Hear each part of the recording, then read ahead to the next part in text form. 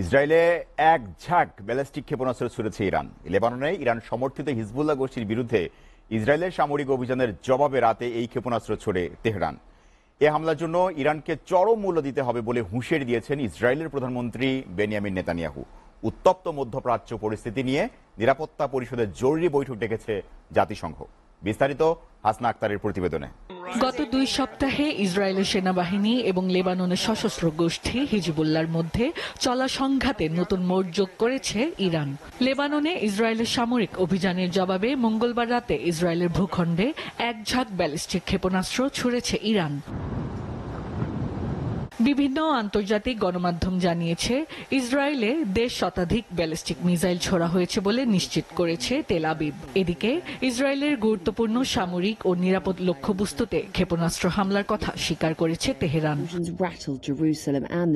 1979 সালে অভ্যুত্থানের পর দ্বিতীয়বারের মতো ইসরায়েলে সরাসরি হামলা চালালো ইরান। এ নিয়ে আনন্দিত লেবাননের মানুষ।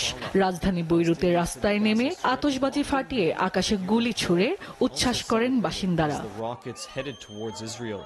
এদিকে ইসরায়েলের ভূখণ্ডে ক্ষেপণাস্ত্র হামলা চালিয়ে বড় ভুল করেছে ইরান, যার কড়া জবাব দেয়া হবে বলে জানিয়েছেন প্রধানমন্ত্রী বেনিয়ামিন নেতানিয়াহু। আর যুক্তরাষ্ট্র বলেছে ইসরায়েলের ওপর সরাসরি সামরিক হামলার জন্য ইরানকে ভয়াবহ পরিণতির মুখোমুখি হতে হবে। এরই মধ্যে মধ্যপ্রাচ্যে শক্তিশালী হামলার হুঁশিয়ারি দিয়েছে ইসরায়েলের সামরিক বাহিনী।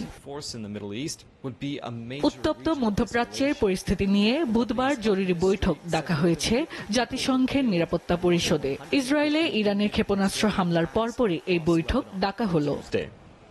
Hasna Akter, STV international desk.